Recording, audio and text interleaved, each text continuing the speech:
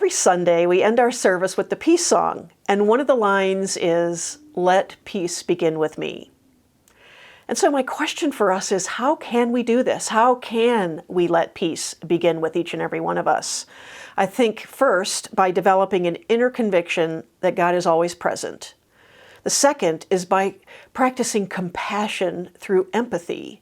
And the third is by developing connections to those that are around us. So the three words to remember are conviction, compassion, and connection. I want to begin with a story about a king.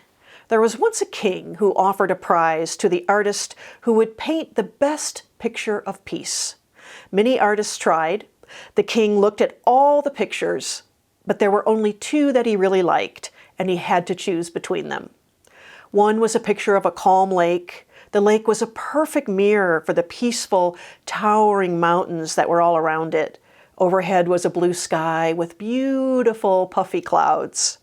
All who saw this picture thought that it was the perfect picture of peace. The other picture had mountains as well, but these were rugged and bare, and above was an angry sky from which rain fell and in which lightning played. Down the side of the mountain tumbled a foaming waterfall. This did not look peaceful at all. But when the king looked at this picture carefully, he saw behind the waterfall a tiny bush growing in a crack in the rock. In the bush, a mother bird had built her nest. And there, in the midst of the rush of angry water, sat the mother bird on her nest in perfect peace. Which picture do you think won the prize?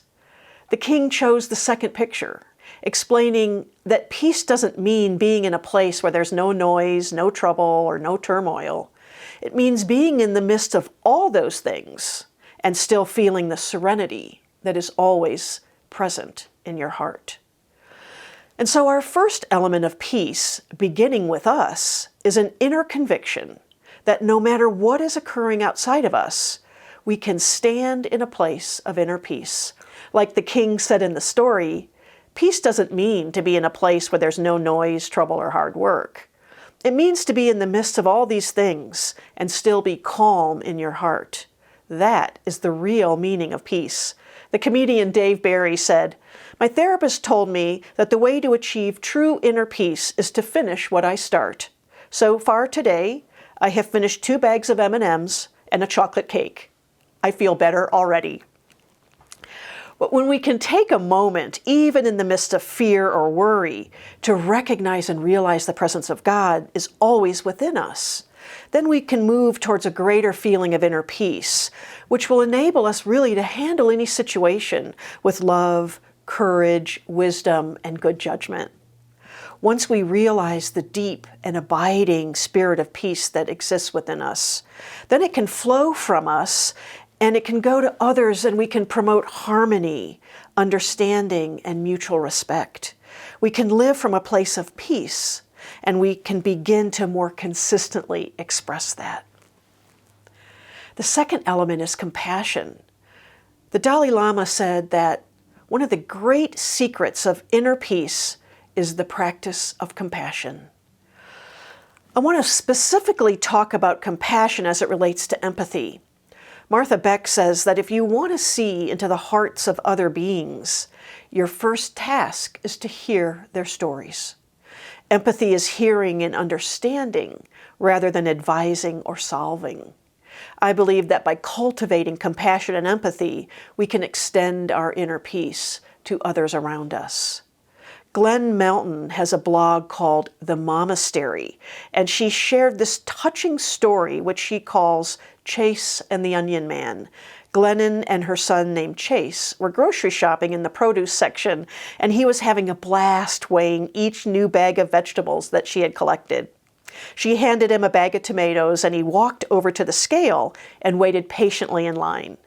As she watched, an elderly man walked up behind Chase, scowled at him for a moment, and then stepped in front of him, bumping Chase out of the way. Chase looked shocked and scared. She left her cart and walked over to him and stood by him and said loudly, "Are you all right, honey?"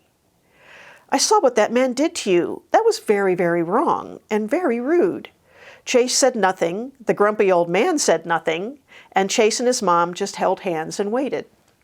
When the man finished weighing his bag, he turned around quickly, and all of his onions spilled out of his bag and onto the dirty floor. The three of them froze for a moment. Then Chase looked up at his mom, and she motioned towards the floor.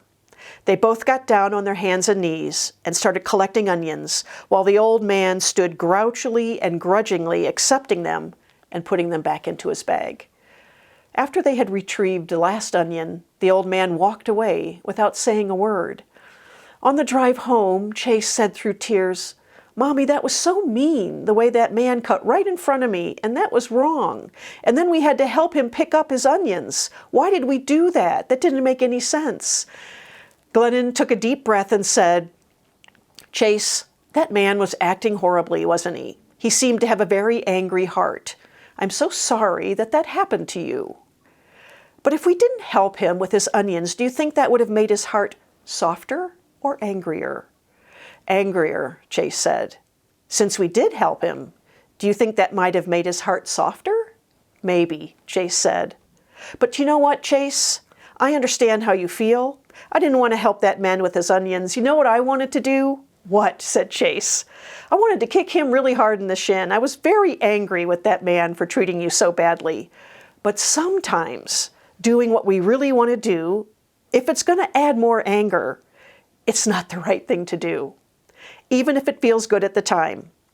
If we wouldn't have helped that old man, we might have felt good for a second. But then I bet we would have felt really, really yucky about ourselves for a long time. You and I, we have a lot of love to share. Maybe that man doesn't have very much. Maybe we offered him some today. People who behave badly, they still need love." I think one of the beautiful aspects of compassion is that it connects us to the world around us, and it actually elevates our collective consciousness. There are actual scientific studies that show that compassion is contagious. And these studies show that it creates a domino effect of paying it forward. I don't imagine that any of us would consider ourselves uncompassionate. Yet I think we sometimes fall into an easy neglect of compassion and empathy when we get too busy or stressed or self-absorbed. One of the most powerful benefits of compassion and empathy is that it gives people hope. And I don't know that there is a greater gift of peace than the gift of hope. And as this story of Chase and the Onion Man indicates, real empathy takes work. It's not simply knowing the right thing to say to someone or the right thing to do, but it's the ability to perceive a situation from another person's perspective.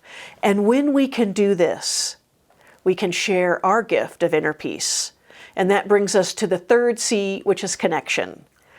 The third step is taking compassion or empathy and transforming it into connection.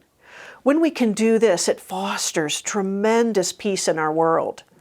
When the tragic events of September 11th terrorist attack happened, most of the world knew about it in a matter of seconds and minutes. We knew about it instantly. But some people heard about it much later.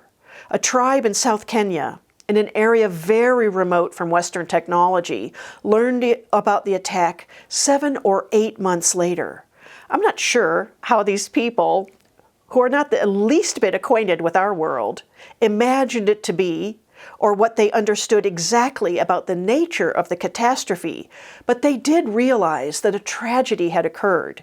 They held a solemn meeting, and they decided that they would send their most precious possession, 16 cows, to the people of New York to help them in this difficult moment. These people, who had known the torment of hunger, who were ready to give up their food to show a solidarity to other human beings that they had never met. I have a dear friend who has 4 children, all grown with careers of their own, and a couple grandchildren. And he has this really beautiful tradition. Every Christmas Eve, after dinner and after everyone has drifted off to sleep, he goes up to his study and he sits down and writes a letter to each of his children telling them how proud he is of each of them. He highlights their accomplishments over the past year. He tells them how much they mean to him and how much he loves them.